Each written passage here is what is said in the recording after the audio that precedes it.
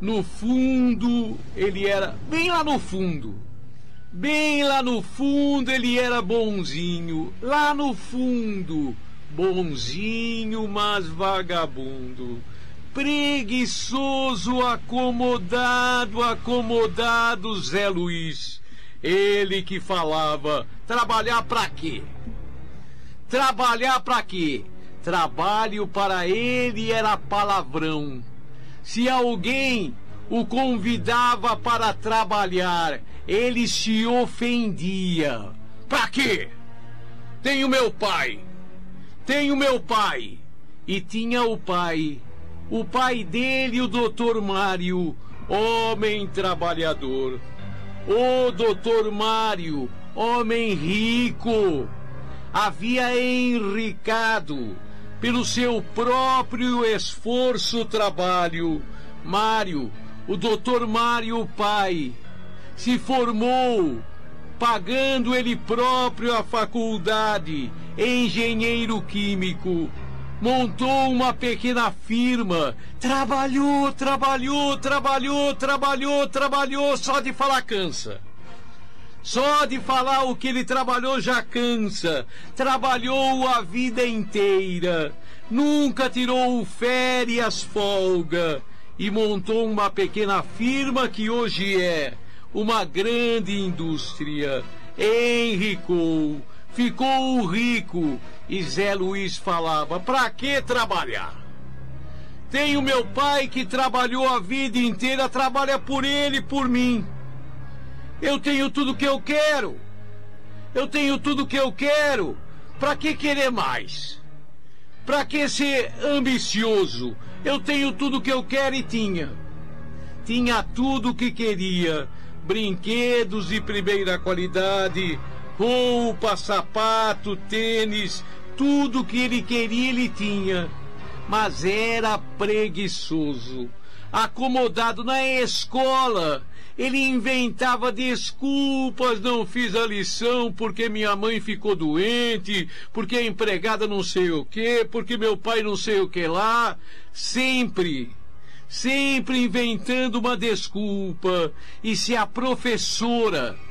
o professor gritasse com ele dizia, pai, aquele professor não gosta de mim. Aquela professora não vai com a minha cara. Ela me disse que eu sou menino rico, que eu sou filhinho de papai. Ela não gosta de mim. Ô, doutor Mário, como todo pai, ele acreditou sempre no filho. Acreditava, mas era desculpa demais. O pai começou a ver que Zé Luiz era vagabundo, que Zé Luiz era acomodado, que não queria nada com nada. Ele que falava, pra que estudar? Pra que estudar? Já tenho tudo. Vou ficar com a firma do meu pai. Se eu vender a firma, eu fico milionário, vivo bem. Eu gosto de mulher. Gosto de farra.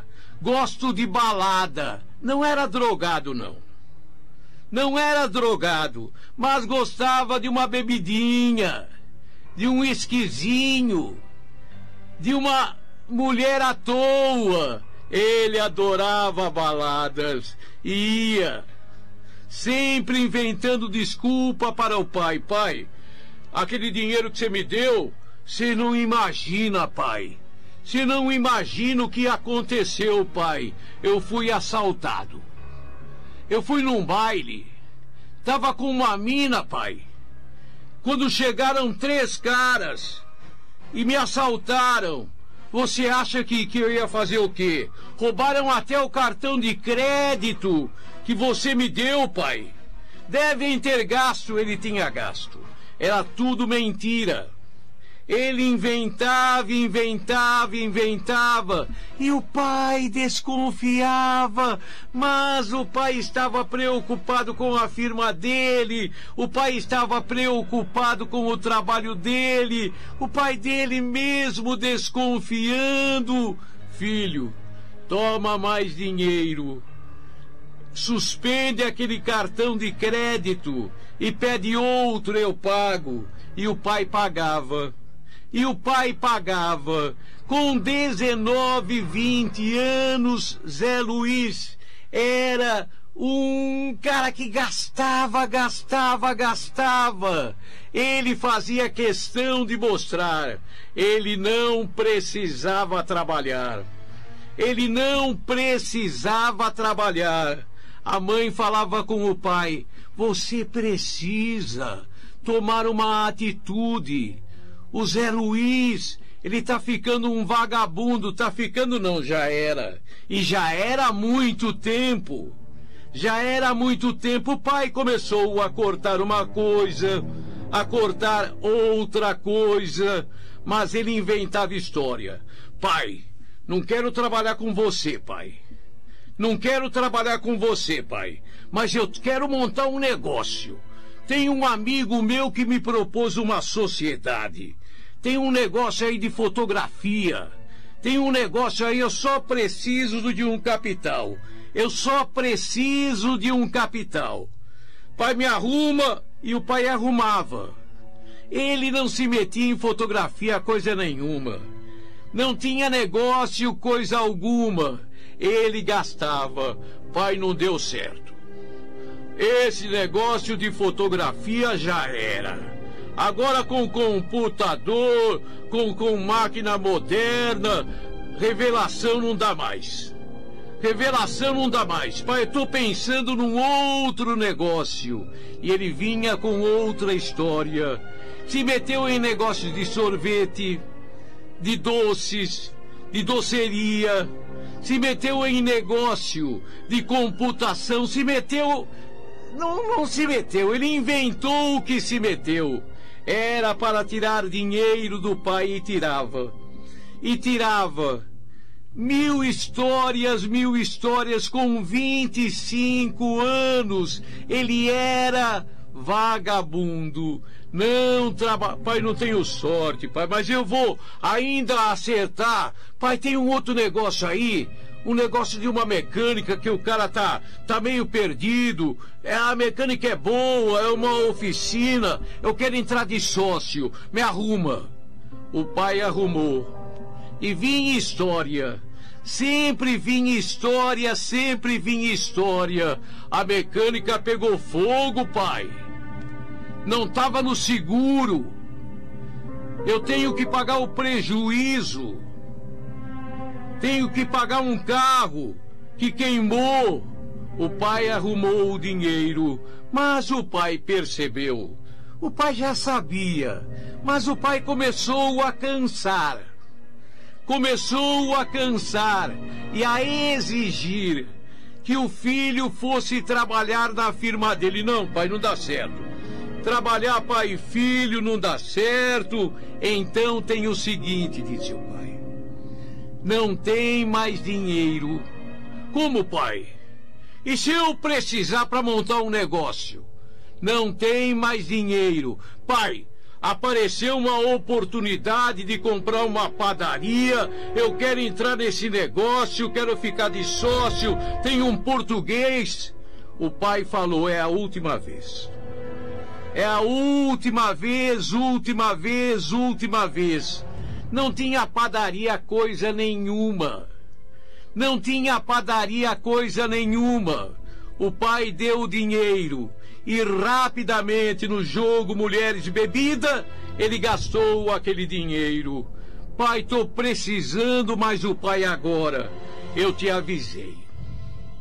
Eu te avisei que era a última vez. Eu te avisei. Quer começar na firma? Quer trabalhar? Pai, eu não quero trabalhar. Eu quero ser dono E ele até gaguejava. Ele precisava de dinheiro. E o pai sabia. Ele ia inventar uma história. O pai sabia. Ele já tinha inventado mais de 1000 histórias. Uma história atrás da outra. Qual seria a próxima? Ele sumiu. Ficou 2 dias, desaparecido. Foi o pai que atendeu na firma aquele telefonema. Uma voz estranha, disfarçada, que dizia: nós estamos com seu filho. Ele foi sequestrado. Queremos 2 milhões. O doutor Mário riu.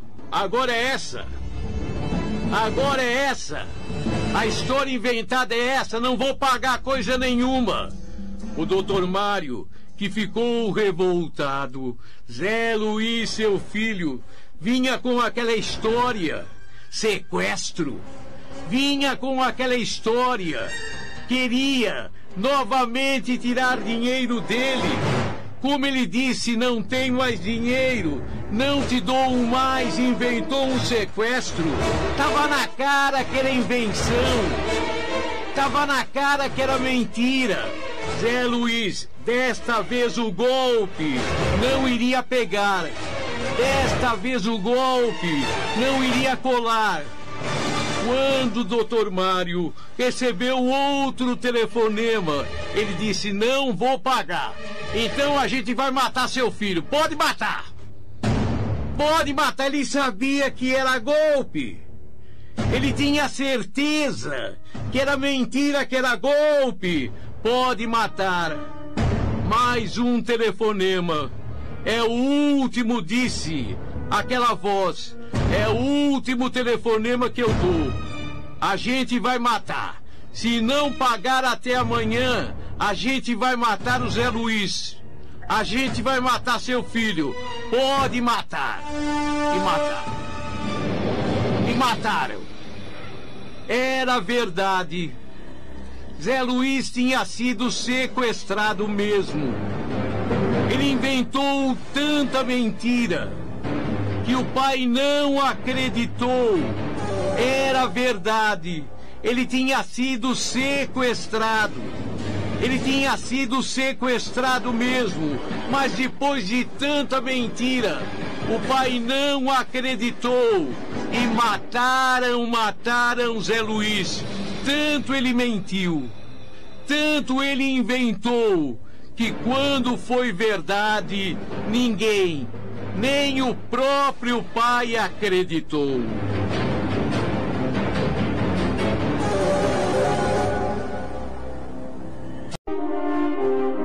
Na Record, você ouve Gil Gomes, o maior contador de histórias do rádio brasileiro. A história se repete. A história praticamente se repete, como se repete muito. E muito. Rosinha, de pequenininha, ela não tinha nada. Rosinha era gorda, bem gorda. Sempre foi gorda. Não era de comer muito, não. Embora ela comesse tudo que aparecia, mas não tinha muito para comer. Rosinha sofria nas mãos de Altamiro.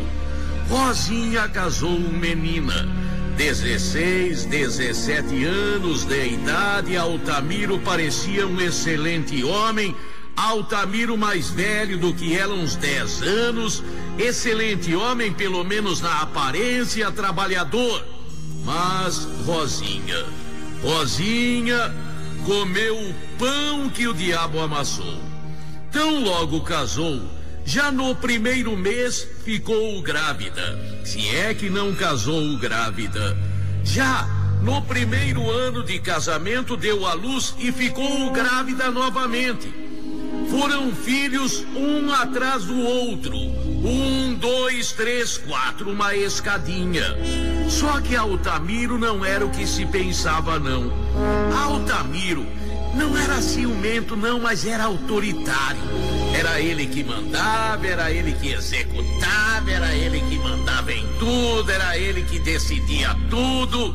Rosinha, para dizer o que os vizinhos falavam, ela parecia uma pata-choca. Andava com... Era gorda e pachorrenta. Tudo ela obedecia a Altamiro. Altamiro tocava a mão nela, batia, batia, ela saía correndo e parecia uma pata-choca, como diziam, ela corria com os pés de pato assim. Quando ele começava a bater, ela gritava e corria, e se acostumaram com isso. Rosinha sofreu, mas sofreu. Ele, Altamiro, quando ela corria, ele pegava uma das crianças e, para fazê-la voltar, ele começava a bater na criança.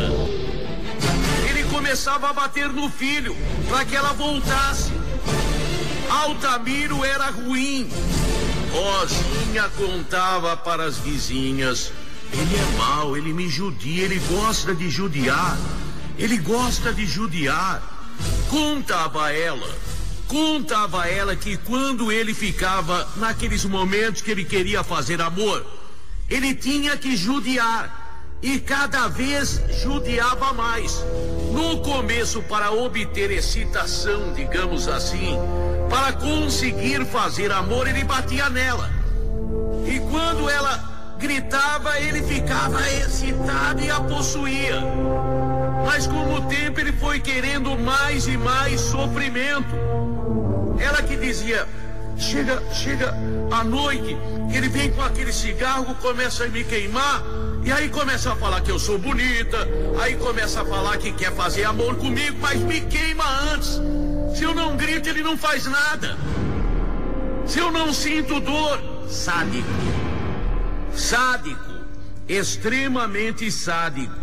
Rosinha, por que você não deixa ele? É meu marido. A vizinhança até não gostava dela pela atitude dela. Por que você não deixa? O cara te judia, o cara judia dos filhos. O cara é um mala. Pra não falar outra coisa, é um mala. Mas é meu marido, um dia ele conserta. E Altamiro, sabe, Altamiro era aquele cara metido. Não cumprimentava ninguém, não falava com vizinho nenhum. Se diziam bom dia pra ele, ele não respondia. Se diziam boa tarde, boa noite, ele virava a cara. Não queria conversa com ninguém. Chegava em casa e era aquela gritaiada, ou ele gritava, ou gritava a Rosinha de dor. Porque ele gostava de bater. E não fechava a janela, não fechava a porta, batia para que todo mundo visse. Ele gostava de bater, sentia prazer em bater e sentia prazer em ver que todo mundo via que ele estava batendo. Sozinho, uma pata-choca. Mulher, sabe aquelas mulheres gordas, suada, jeito de relaxada? Ela cuidava bem das crianças, cuidava bem da casa, cuidava bem daquela cachorrinha, cuidava da cachorrinha, era o xodó dela. A biribinha era o xodó de Rosinha. Biribinha pra cá, biribinha pra lá, biribinha pra cá, biribinha pra lá. Rosinha, mas meu Deus, virou rotina os comentários das vizinhas, dos vizinhos, dos moradores de lá. Como é que uma mulher assim aguenta? Como é que uma mulher pode aguentar tanto? Altamiro agora juntava os 4 filhos, pegava uma cinta e começava a bater sem mais nem menos, sem ter motivo. E tem alguém motivo para pegar a cinta e bater em 4 crianças? Todas pequeninas. Altamiro fazia aquilo porque queria se mostrar. Ele se achava um bom, ele se achava um valente, ele se achava um Superman, o cowboy do bairro, o valentão do bairro. Teve até gente do centro comunitário de lá que chegou pra Rosinha e falou: você, tudo bem, você apanhar, você pode até gostar. Eu não gosto, mas você pode até gostar, mas permitir que batam em seus filhos, se você não tomar providência, a gente vai tomar. Se você não tomar providência, a gente vai tomar. Ele é meu marido, ele é pai das crianças. Ele sabe o que está fazendo. Educação se dá em casa. Por que vocês não se metem com a vida de vocês? Na minha vida mando eu. Na minha vida mando eu e meu marido. Ele é meu marido, ele é meu marido, é meu marido. Dava raiva. Dava raiva. Todo mundo tinha raiva mais dela do que dele. Todo mundo tinha mais raiva dela do que dele mesmo. Porque ela era, puxa vida, uma mulher sofrer. Ela tinha, sabe quando aparece aquela mancha roxa no olho, no rosto? Ela, aqueles braços gordões, tudo manchado de preto. Tudo manchado de preto. Ela era gorda, mas uma gordura, sabe aquela gordura repugnante? Que parece que, sabe aquelas porcas que a gente vê em desenho animado, aquela porcura, a porca era mais limpa. A porca era mais limpa, Rosinha. E todo mundo comentava como é que uma mulher pode suportar um homem como ele. Como é que uma mulher, tudo bem que ela goste, tudo bem que ela suporte, mas e os filhos? E os filhos? Chamaram polícia 10 vezes. A polícia chegava e o pai dizia: meu filho aprontou. Eu dei uma cintada no meu filho, mas uma cintadinha. Eu estou apenas educando. E a Rosinha vinha em defesa dele. A Rosinha vinha em defesa dele. Ele é um bom pai. Ele é um bom pai. Os vizinhos que ficam pegando no pé dele, ele é um bom pai, ele quer educar, ele não quer que essas crianças se transformem em bandidos amanhã e deem trabalho para vocês da polícia. Ele é um bom pai, se todo mundo cuidasse da sua vida. E ela abraçava o Altamiro na frente da polícia. Ele não merece, ele é trabalhador, ele não judia de ninguém. A revolta da vizinhança. A revolta da vizinhança. Até que chegou aquele dia. Até que chegou aquele dia. Os vizinhos pasmados. Os vizinhos pasmados começaram a ver aquela cena. Rosinha com uma faca na mão, ela gordona, correndo atrás de Altamiro. Ela com a faca na mão, um facão de cozinha, correndo atrás de Altamiro. Altamiro facilmente correria e escaparia, mas tropeçou e caiu. Rosinha pulou em cima dele e começou a dar facadas e não parou mais. Não deu nem para contar quantas facadas ela deu. Não precisa dizer que ela o matou. Não precisa dizer que ela o matou. Ela foi presa e autuada em flagrante. Mas por quê? Por quê? Depois de tanto sofrimento, tanta tortura da parte dele, por quê? De repente a gota que transbordou, qual foi? Qual foi o motivo de tanta ira? Na delegacia ela contou: ele me batia, mas era problema meu. Era problema meu. Eu aceitava, ele batia nas crianças. Era problema nosso. Porque ele dizia que queria filhos obedientes. Ele batia. Mas era filho dele. Agora, bater na cachorra. Coitadinha da Biribinha. Ele bateu na Biribinha. Não se pode bater num cachorro. Eu quero saber, doutor delegado, o que vai acontecer com a minha cachorra. Em nenhum momento ela perguntou o que ia acontecer com os filhos. Em nenhum momento ela perguntou: e meus filhos ficam com quem? Estava preocupada com a cachorra. Doutor, o senhor manda cuidar da Biribinha? Manda cuidar. Matei a Biribinha não tinha nada que ver com isso. Ele me batia nos filhos, mas a Biribinha não ia permitir. Matei mesmo.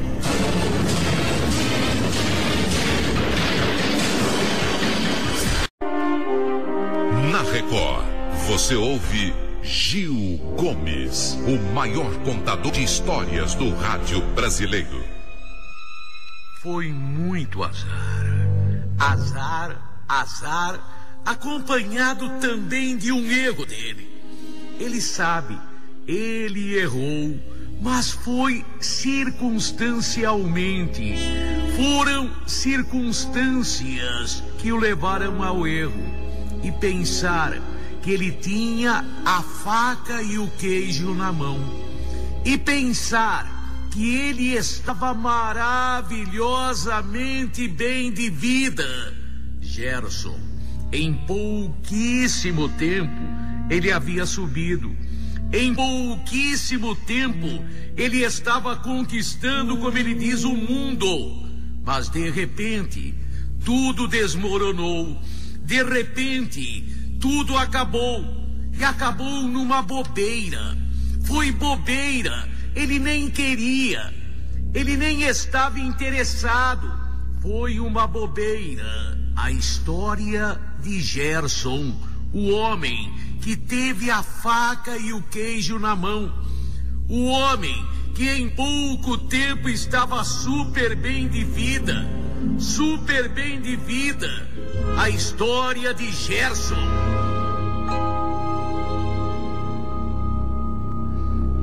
Gerson, família pobre. Gerson, inteligente. Gerson, estudou, se formou administrador de empresas, se formou com destaque, sempre foi brilhante nos estudos, sempre foi inteligente. Ele conseguiu um ótimo emprego numa firma excelente, que ele não cita o nome, uma firma grande. Ele, em pouquíssimo tempo, começou a namorar com a filha do dono. A filha do dono trabalhava lá também. Era o trabalho que ela ajudava o pai. Era um trabalho para não ficar em casa. Ele começou a namorar com Elisângela. O namoro, ele gostou dela. Não foi por interesse, não. Não foi porque ela era a filha do dono. Isto ajudou um pouquinho, mas não foi só por isso, não. Ele gostou dela. Ele gostava dela. E ela gostava dele. O namoro começou. O namoro abençoado pelo pai dela, que gostava de Gerson. Gerson era excelente, educado, competente. Gerson tratava excelentemente bem Elisângela. E eles casaram. Em pouco menos de 2 anos de firma, ele se transforma agora em diretor. Casado com a filha do dono. Gerson, um salário poupudo. Um apartamento, ele morava num apartamento do sogro luxuoso. Higienópolis. Tudo era luxuoso para ele. Carro da firma, carro última moda, último modelo da firma, em nome da firma, mas com uso dele. Ele estava super bem mesmo. E Elisângela, ele gostava dela. Ele adorava a mulher. Na firma, todo mundo gostava dele. Tudo ia bem. Tudo ia bem, até que aquela secretária, não foi nem ele que escolheu, foi o chefe dele, o diretor acima dele. Ele era diretor, mas tinha diretores acima dele. Foi um diretor acima dele que escolheu Raquel para ser secretária de Gerson. Raquel, que mulher! Bonita e sensual. Sabe, tipo assim, Sônia Braga, nos bons tempos de Tieta. Sônia Braga, sensual. Raquel era assim, uma morena bonita, uma morena sensual. Raquel, todo mundo olhava. A secretária, a nova secretária de Gerson. Raquel, ela sabia que era estonteantemente bonita. Ela sabia que atraía os homens, com voracidade. Ela sabia de sua beleza e usava sua beleza. E usava a cruzada de pernas, como que inadvertidamente, mas propositalmente, ela chamava atenção. E ela começou a se insinuar para o lado de Gerson. Gerson não queria nada. Gerson não queria nada. Ele gostava da mulher. É bem verdade que Raquel era bonita, era apetitosa, era gostosa. É bem verdade, ele dizia isto. Até comentava: minha secretária é um avião. Ela parece que quer das asas por você. É, mas eu não quero nada. E não queria mesmo. Só que Raquel foi ficando cada vez mais insinuante, cada vez mais atrevida. Ela ia com decotes. Quando ela se abaixava, aparecia até um umbigo.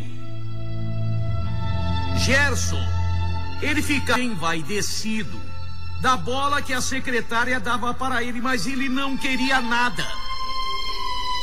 Teve vez que ele falou: olha, se não fosse a minha mulher, é que eu adoro minha mulher, é que eu gosto de minha mulher.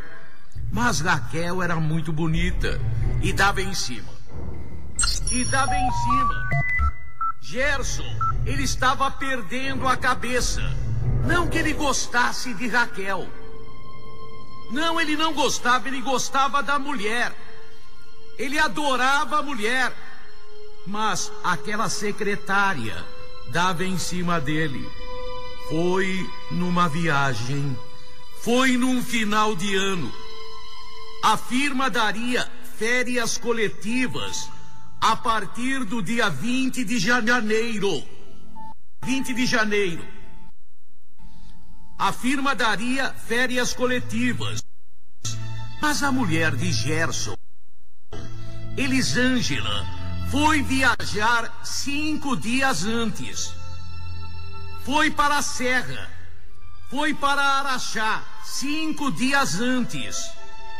Ele ficou 5 dias, ficaria 5 dias sozinho em São Paulo. E aconteceu. Ele perdeu a cabeça. Quando Raquel sugeriu a ele: se você quiser, você está sozinho, eu arrumo seu apartamento. A mulher havia levado a empregada. Se você quiser, eu posso cuidar da sua alimentação nestes dias. Ele, bobamente, estupidamente concordou. E aconteceu. Ele dormiu com Raquel. Segundo ele nem gostou. Segundo ele, o arrependimento bateu antes mesmo de acontecer alguma coisa. Mas aconteceu. Ela dormiu ali. Não, ninguém chegou. Pela manhã, ela acordou e foi tomar banho. Só que era banho de banheira. Só que quando ela subiu na banheira, escorregou, bateu a cabeça, desmaiou. Ele ficou sem saber o que fazer. Ela completamente nua, desmaiada, fazer o quê? Ele chama a ambulância. Ele tentou reanimá-la. Ele esperou que ela voltasse assim, não voltou. Esperou demasiadamente quando chamou a ambulância, levada com fratura de crânio para o hospital. Raquel morreu. Já imaginaram o escândalo? Já imaginaram o escândalo? Gerson, a mulher, entrou com ação de separação litigiosa. Ganhou. Ele perdeu o emprego justa causa. O sogro o mandou embora. Ele foi colocado numa lista negra. 3 anos se passaram. 3 anos se passaram. Ele não conseguiu emprego, não. Ele procura, bate de porta em porta. De firme em firme não consegue colocação. Como ele diz, custou muito caro. Custou caro demais. Foi um acidente, eu não tive culpa. Não teve culpa, mas a mulher não quis perdoá-lo. E nem deveria. O sogro não quis e nem deveria. Gerson está pagando, e caro demais, por uma traição. Há 3 anos, desempregado. Ele procura emprego de qualquer coisa. De qualquer coisa, até de motorista. Mas aonde ele vai, parece que tem os dedos da mulher e do sogro, ex-sogro, ex-mulher. Porque quando ele é aprovado, quando ele vai tomar posse do serviço, sempre tem alguém que chega e diz: olha, infelizmente.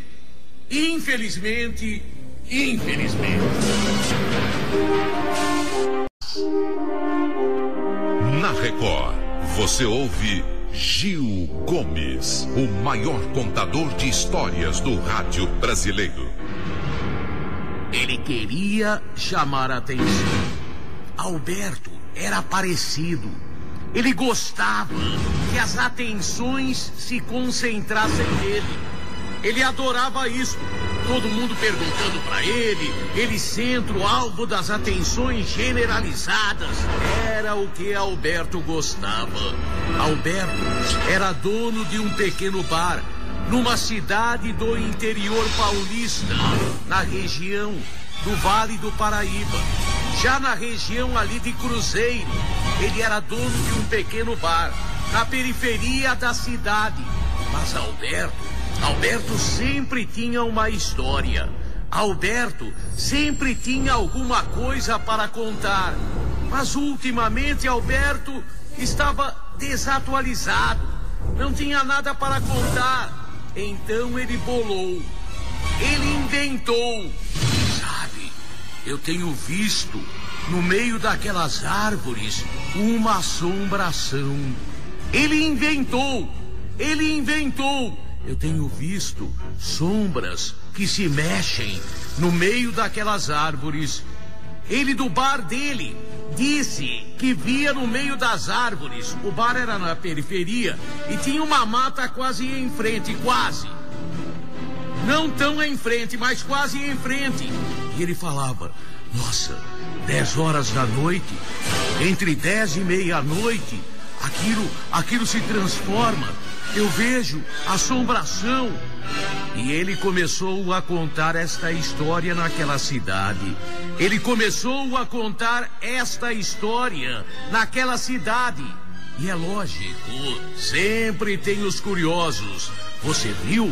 Tá aparecendo assombração ali perto do bar do Alberto. Ele diz que viu. E agora tinha gente que ficava até mais tarde no bar dele para ver assombração. E o cara bebia 2, 3 e via assombração mesmo. Quem quer ver, vê. Mata se mexe. Bate o vento, a mata... Eu vi também! Olha lá, tá se mexendo! E a notícia começou a correr. Alberto inventou por inventar aquilo. Mas aquilo estava dando muito lucro para ele agora. O bar dele ficava cheio. Principalmente a assombração aparecia 10, 11, meia-noite da sexta-feira. Como ninguém trabalhava no sábado, o bar dele virou uma atração turística. O bar dele dá uma cerveja, uma caipirinha e faz um sanduíche. A assombração estava rendendo. Olha lá! Eu vi! Sempre tinha alguém que via, sempre tem alguém que vê. Se você parar no meio da rua e ficar olhando para o alto e falar: tá vendo, tem sempre, não tá vendo nada, não tem nada para ver, mas tem sempre alguém. Eu tô vendo sim. Nossa, é disco voador? Olha aquele brilhando no céu. Não tem nada, mas sempre tem alguém que diz que vai ver também, que tá vendo também. A assombração do Alberto, a assombração daquele bar, a atração turística das sextas-feiras. Oh, meu mulher, sei lá, assombração não tem sexo. Ou será que tem? Você sabe se tem? Eu não sei, não sei nem se tem assombração, que deve ter, sei lá também. E nem iria no bar do Alberto. Não gosto de mexer com essas coisas. Mas tem gente que gosta. Já tinha gente que aparecia e falava: sabe de quem é aquela assombração? É de um cara que morreu ali num acidente. Um dia ele ia num cavalo, o cavalo empinou, ele caiu, é o cara que tá aparecendo. Já tinha até história de quem era. Era invenção do Alberto. Era invenção do Alberto, mas agora o Alberto, com o lucro que estava obtendo, ele inventava mais e mais. Eu levantei a história do cavalo, teve mesmo. No final do século passado tinha um fazendeiro aí e ele já contava história. Que a mulher do fazendeiro tinha traído, o fazendeiro tinha saído atrás, o cavalo empinou, o fazendeiro caiu, o fazendeiro matou a mulher, matou o amante da mulher. Cada semana tinha uma história. E o bar cada vez mais cheio. Me dá uma cerveja. Mais uma aqui, Alberto. Pô, você esqueceu de mim? Já tá na hora da assombração chegar e você não aprontou aí o sanduíche? A assombração vai vir antes do sanduíche. E o bar movimentado. E gente que via. Alberto estava feliz. Nunca uma mentira havia rendido tanto. Ele reformou até o bar. Ele colocou uma mesinha do lado de fora. Tinha gente que ia de binóculo. Com binóculo se vê. Eu vi.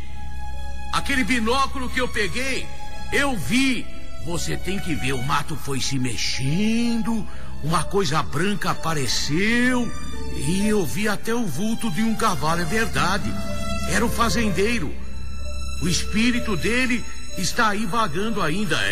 Quem morre querendo cometer pecado, ele estava querendo matar a mulher. A alma fica vagando. Sexta-feira o bar lotado. O fazendeiro. Teve gente, historiador, que começou a pesquisar, que começou a pegar jornais. E sempre tem uma notícia de jornal de 100 anos atrás, 200 anos, um acidente vitimou. O acidente vitimou, já era. Tinha gente que conhecia a história de fio a pavio. Alberto. Moradores começaram a ver também, mesmo quem não frequentava o bar do Alberto. A notícia correu celeremente. Já tinha emissora de televisão, não tinha na época. Mas se fosse hoje, já tinha emissora de televisão fazendo direto do local. Estamos falando diretamente do direto aparecimento do fantasma do fazendeiro que empinou o cavalo e morreu. Olha lá! Senhoras e senhores, vai aparecer o fantasma, patrocínio de... Já arrumava até patrocinador. O fantasma do Alberto. A história durou. E Alberto, de repente começou a perder a força a história. Porque cansa, ver o mato balançar cansa. A pessoa inventava que tinha visto, não via nada. Via o mato balançar, mas cansa. E o bar começou a perder movimento. E o bar, a reforma que foi feita, agora já não valeu a pena. Alberto, ele tinha que inventar mais alguma coisa. Você não imagina o que aconteceu. Eu acordei no meio da noite e tinha um cavalo empinando, relinchando no meu quarto.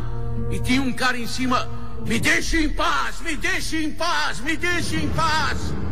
A notícia correu, o Alberto tinha visto no quarto dele.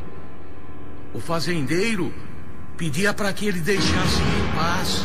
Puxa vida, eu também vi. Não vi o fazendeiro, mas vi o cavalo. Não vi o cavalo, mas vi o fazendeiro. Cada um viu uma coisa. Cada um viu uma coisa. A história de Alberto e as aparições no meio do mato e no seu quarto também. Alberto morreu. Alberto foi encontrado ao lado de sua cama, olhos arregalados, vitimado por um ataque do coração. Disseram que ele morreu de susto. Disseram que ele morreu de susto. Seu ar era de pavor. Seu ar era de medo intenso. Seus olhos arregalados diziam que ele morreu apavorado. O que teria acontecido? Pelo que constava, ele nunca havia sofrido do coração, mas o susto foi mais alto e o ataque do coração matou o Alberto. A história correu, o fazendeiro matou. O fazendeiro apareceu. Aquela casa... Arrebentaram a casa. Destruíram a casa. Hoje passa uma estrada lá. Mas arrebentaram a casa mal assombrada, a casa onde Alberto havia morrido de medo. Do que morreu Alberto? Não sei e não quero saber. Não sei e não quero saber. Você viu? Você viu alguma coisa? Eu não vi. E nem quero ver.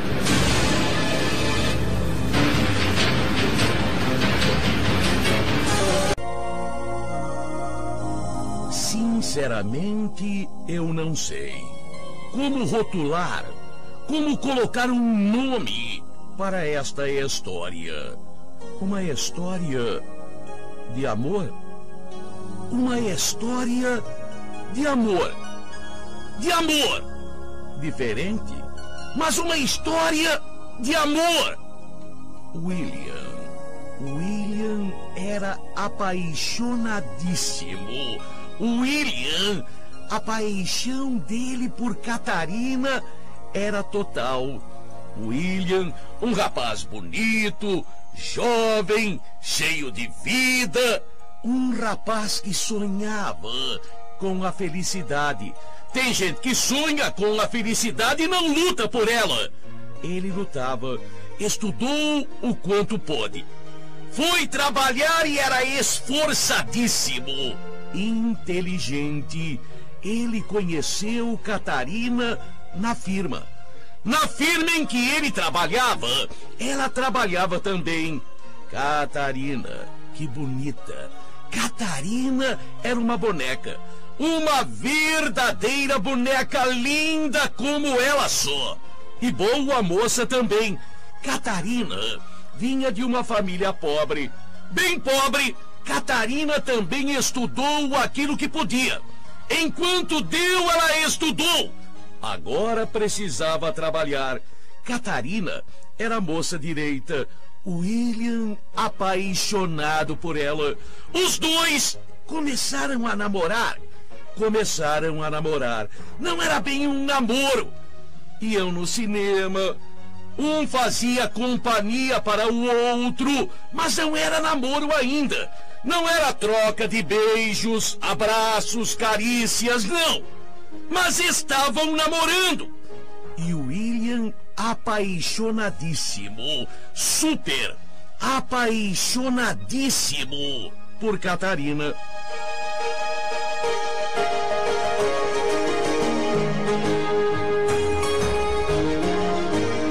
E Catarina também estava gostando dele. Ele propunha a ela: namoro, vamos namorar. Foi quando Catarina fez uma revelação para ele. Catarina, ela foi clara: olha, não quero. E o medo meu é que eu estou gostando de você. E por isso eu vou me afastar. Ele não entendeu. Ela estava gostando dele e por gostar dele iria se afastar dele. Era contraditório. Ela estava gostando dele e por gostar dele ia se afastar. Era altamente contraditório. Altamente contraditório. Mas ela explicou. Sabe o que é? Eu gosto de você. Eu estou gostando de você, mas eu venho de uma família muito pobre. A minha infância, contava a Catarina, a minha infância foi de fome. Eu vivi a minha infância que deveria ser feliz, ouvindo minha mãe e meu pai brigando. Ouvindo, vão cortar a luz, vão cortar a água. E às vezes até cortavam. Não tem pão, precisa pagar o empório. E meu pai e minha mãe brigavam por isto. Meu pai era lutador, trabalhador, trabalhos manuais, se esforçava. Minha mãe criou os filhos.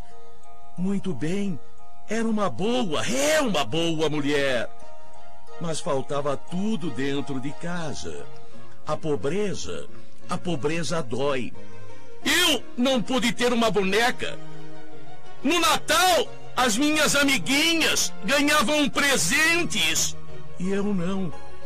Quando eu comecei a frequentar o colégio, eu ia de sapato furado. Quando, na aula de educação física, eu tinha que falar que estava com a perna doendo porque não tinha tênis. Não tinha dinheiro para comprar o tênis. Eu não quero pobreza. Eu tenho uma irmã mais bonita do que eu. E ela era bonita, hein? Eu tenho uma irmã que se apaixonou. Ela mais velha, casou. Ela adorava o marido. O marido adorava ela. Mas também faltou o pão.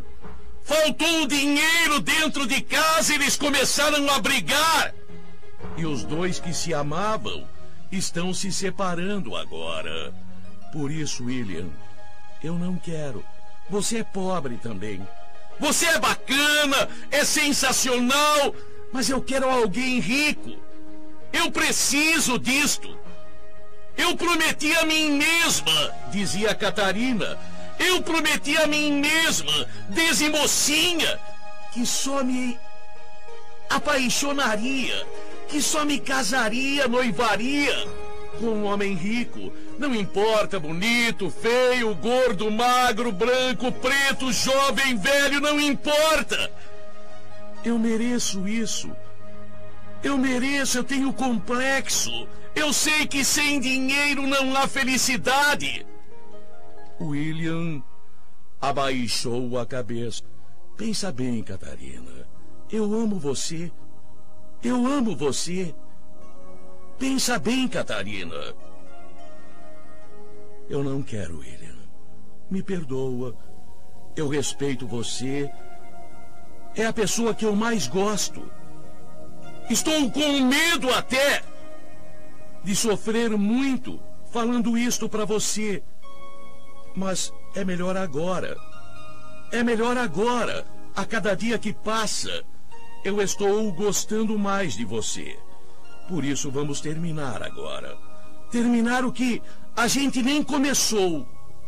Porque se começar, eu depois não vou saber parar. Me desculpe. E com lágrimas nos olhos, Catarina deu um beijo na testa dele e disse adeus. Nos outros dias, trabalhando na mesma firma, ela fazia questão absoluta de não olhar para ele. O William não suportava aquilo. O William, ele sabia, jamais iria esquecê-la. Era do tipo poético, romântico, apaixonado, amor verdadeiro, amor leal.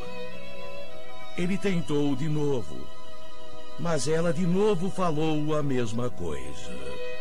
E ele disse então a Deus: eu não suporto ficar na tua companhia. Eu não suporto, porque eu te amo e não sei disfarçar. Pediu a conta e foi embora. Para onde ele foi?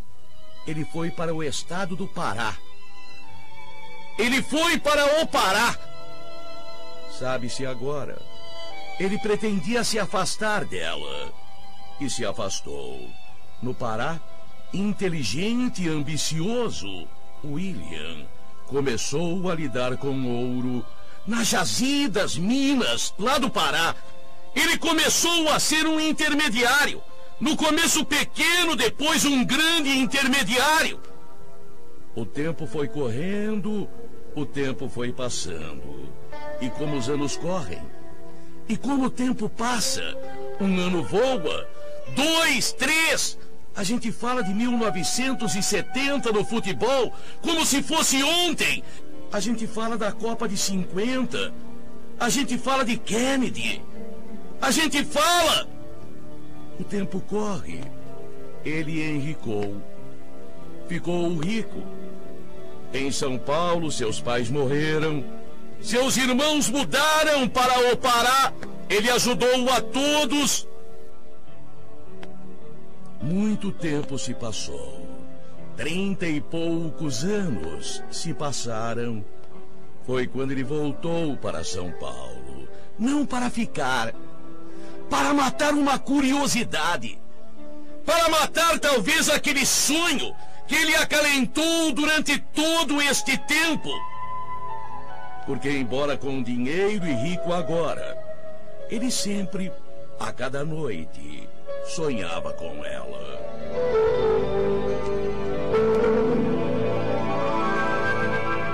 Ele nunca esqueceu Catarina.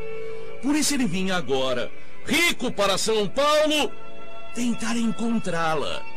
Sabe, não encontrá-la para ficar com ela, para ver o desgaste que o tempo havia feito com ela, para vê-la casada, avó talvez. Foi difícil encontrá-la, mas ele encontrou. Não falou com ela.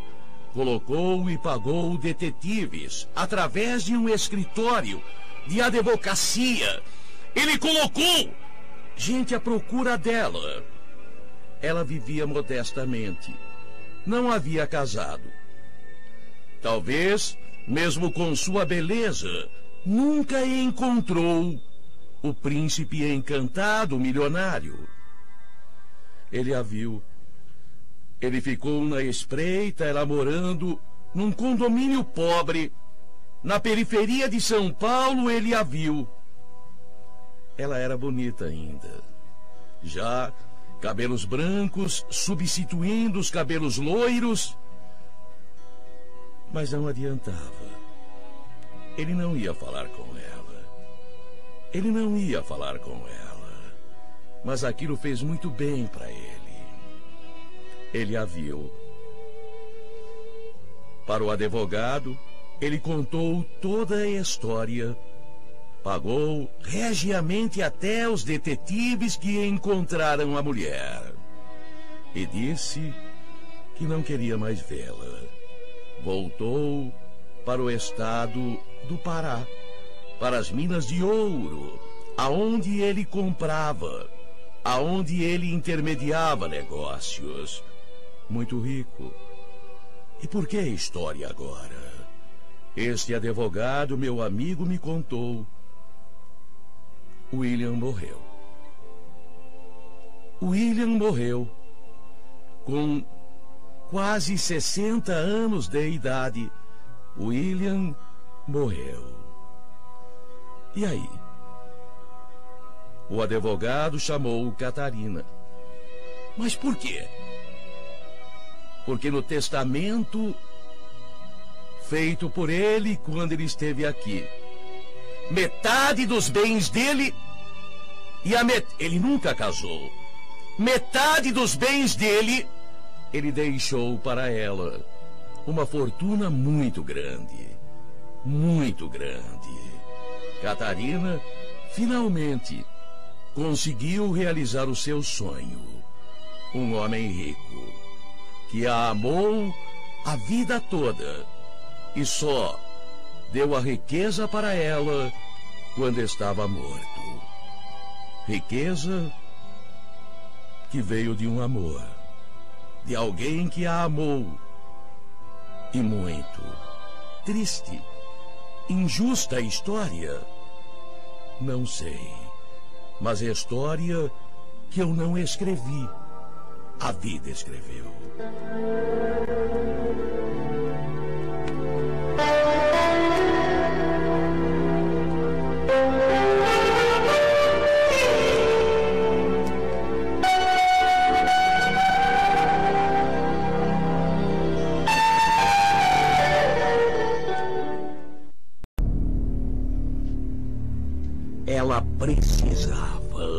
Ela precisava fazer alguma coisa. Não, ela não iria deixar que aquilo acontecesse. Afinal de contas, tanto carinho, tanta dedicação ao filho.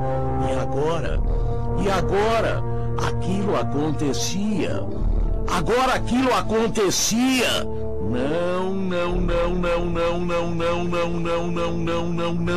e não mesmo.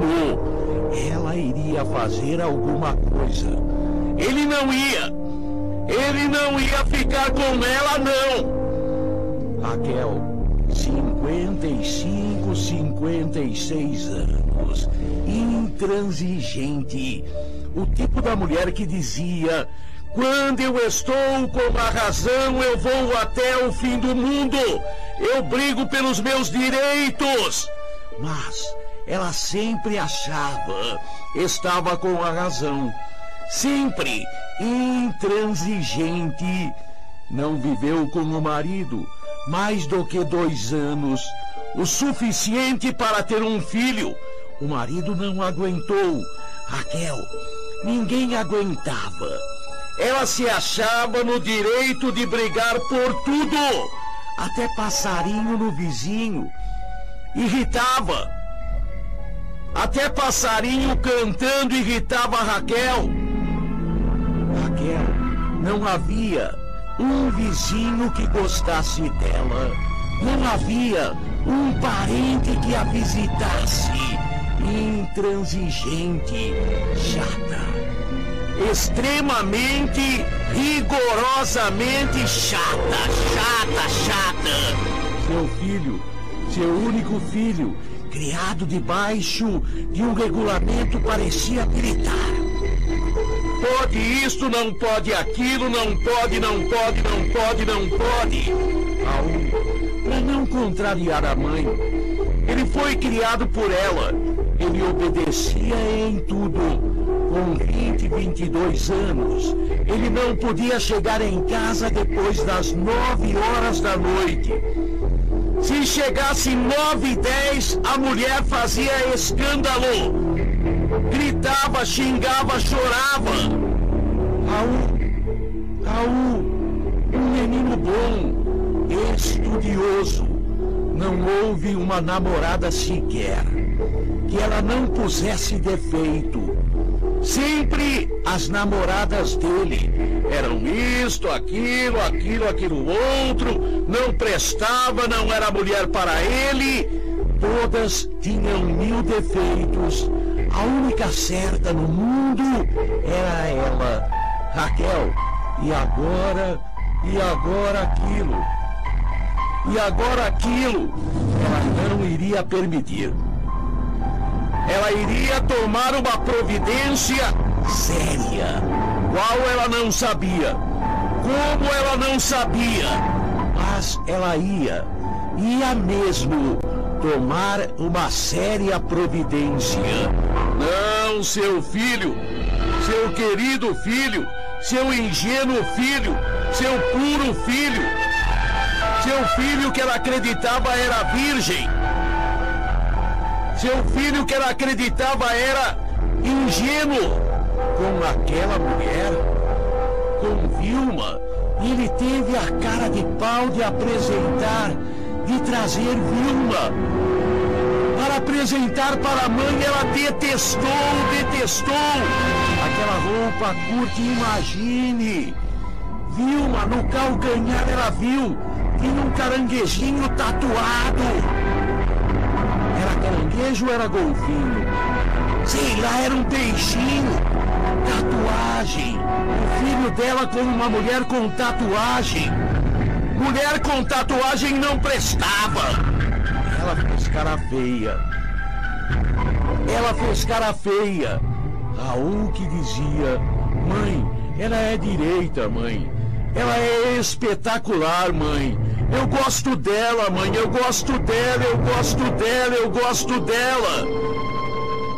Raquel proibiu, mas pela primeira vez na vida, o filho desobedeceu. Se você não quer, eu não trago ela em casa. Mas terminar com ela não vou terminar. E ele estava chegando depois das 9. Estava chegando quase 10 horas da noite. Aquela mulher, aquela namorada, havia tirado o filho dela do bom caminho. Talvez até ele já não fosse mais virgem. Talvez até a namorada tinha seduzido o filho dela. Seduzido. Será que é assim que se fala? Pensava ela. Será que é assim que se fala? Será que meu filho já não é mais ingênuo? Já não é mais puro? Não e não. Ela ia separar.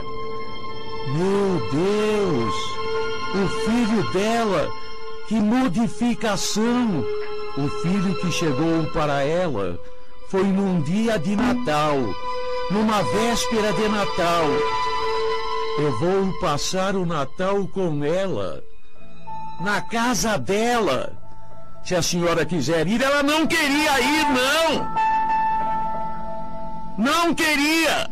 Ela passou sozinha o Natal, a véspera. Ele chegou depois da meia-noite. O filho dela estava perdido e a culpa era de Vilma. Na realidade, Vilma era uma boa moça, de boa família.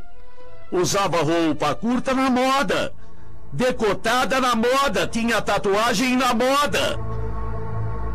Tudo na moda. Era uma boa moça, mas para Raquel, ela não prestava. Quando o filho, depois daquele Natal, logo depois, 2 dias depois, apareceu com aquela aliança, noivo, ele tinha ficado noivo. Noivo significa casamento. Noivo significa compromisso sério. O filho dela ia casar com aquela vagabunda. O filho dela, não, ela precisava, ia fazer alguma coisa. Ela precisava. Ela não tem com quem conversar. Não tem amiga, não tem parente, não tem conhecido, amigo. Mas ela precisava. Fazer o quê? A pessoa que quer um copo d'água pode se afogar na água. Ela iria resolver o assunto com o próprio veneno que o filho havia se envenenado. Ela daria uma dose maior de veneno para ele. Você não entendeu, mas o plano dela era diabólico. Mais veneno ao filho que estava se envenenando aos poucos.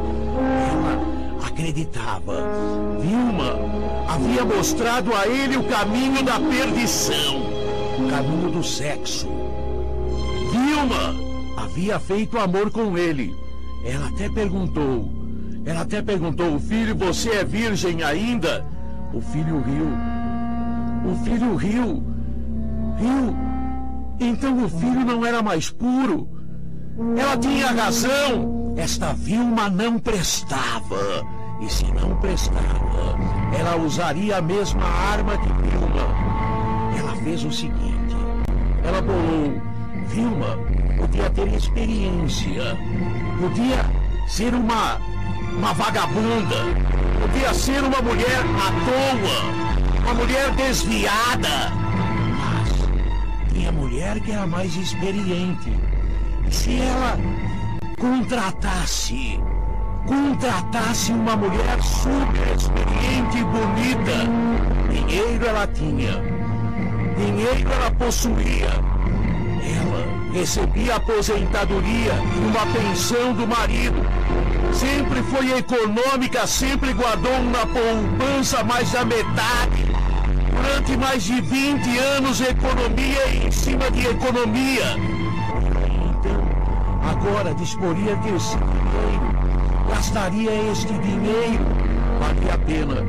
Pelo menos o filho não iria casar com aquela megera, com aquela desavergonhada, com aquela sem vergonha, com aquela vagabunda da Vilma. Como é que ela não conhecia nenhuma mulher da vida? Mas é tão simples, é tão simples. Basta andar por São Paulo. Basta ir em determinadas avenidas e se vê mulher bonita e da vida. Ela contacta Selma. Selma, moça bonita, 19 anos de idade, prostituta. Sua profissão, prostituta. Sua vida, prostituição. Selma, 19 anos.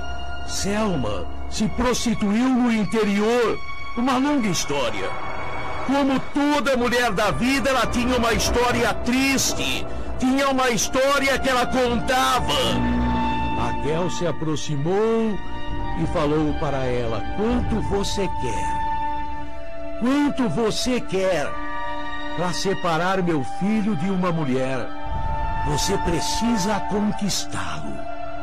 Você precisa, fazer com que ele fique desapaixonado desta mulherzinha. Você é bonita, você sabe das coisas, creio eu, disse ela. Faça meu filho se separar dessa mulher. E combinou uma importância alta. Sei lá, o equivalente a 70, 80 mil reais. O equivalente a isso fora despesa. Se ela separasse o filho. Selma viu um negocião pela frente. Selma imediatamente aceitou a incumbência e foi marcado. Selma ficaria nas proximidades da casa dela, de Raquel. Raquel apontaria ao filho. Selma daria uma de moça ingênua. Selma daria uma de moça ingênua e conquistaria, levaria para a cama Raul, o filho de Raquel, levaria para a cama e faria ele delirar. Delirar! Ele ter prazeres que ele nunca imaginou que teria. Assim ele esqueceria a Vilma. E assim foi feito. A aproximação foi mais fácil do que se pensou, mais fácil do que se pensou, bem mais fácil. Raul ficou caído de cara por Selma. Selma era uma menina bonita, e o que ela fazia na cama, o Pelé não fazia no campo. Ela, imediatamente, Raul esquece Vilma. Raul esqueceu Vilma. Raquel delirou. Pagou. Foi o dinheiro mais bem gasto deste mundo. Ela pagou. Selma, meus parabéns, disse ela. Você conseguiu o que eu queria. E eu consegui afastar meu filho desta vagabunda. 2 meses depois, O filho chega para a mãe e fala: mãe, casei. Casei. Eu sabia que você não iria aprovar, por isso eu casei sem que você soubesse. Essa vagabunda da Vilma. Eu não casei com a Vilma, mãe. Eu casei com a Selma. Ele casou com uma mulher que a mãe havia contratado. Que a mãe havia contratado e pago. Foi ela que deu o dinheiro para eles montarem o apartamento. Aí ela conta para o filho: filho, era a mulher da vida. Eu sei, mãe, ela me contou tudo. Ela me contou tudo. Ela me deu o dinheiro pra gente montar o apartamento. Compramos televisão, geladeira, móveis com o dinheiro de você, mãe. Se você quiser, pode morar com a gente. Morar com você, meu filho? Eu não quero saber de você. E a Vilma? E a Vilma? E a Vilma? Por que você não volta com ela? Por que você não volta com a Vilma?